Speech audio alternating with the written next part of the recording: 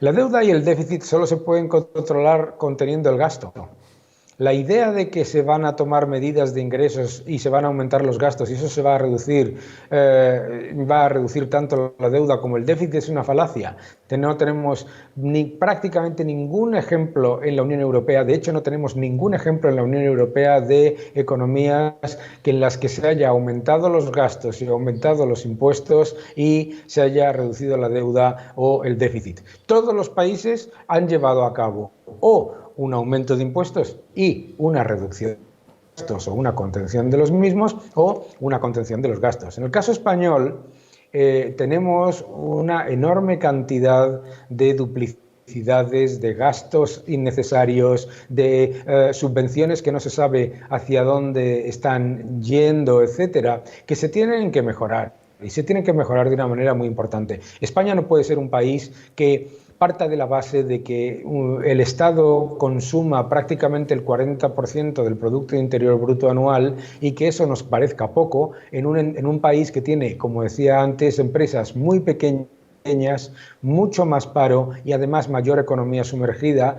que la mayoría de la media de nuestro entorno. Y por eso se utiliza constantemente el subterfugio de que, entre comillas, recaudamos poco, porque nos olvidamos de atajar el problema del paro, el problema de la economía sumergida y fortalecer el tejido empresarial.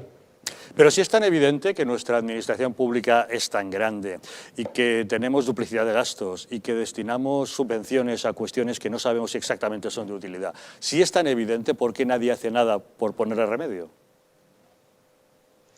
Bueno, fundamentalmente existe un incentivo perverso por parte de los gobiernos de perpetuar los desequilibrios y subirle los impuestos a los ciudadanos y luego echarle la culpa o a los ricos o a las grandes corporaciones. Se utiliza constantemente ese cuento, ¿no? Y, por ejemplo, pues hemos escuchado en muchas ocasiones en el Parlamento que España no tiene un problema de gastos, tiene un problema de ingresos. Eso es una falacia, una tontería en sí misma. Si tienes un problema de déficit y de deudas, porque tienes un problema de gasto.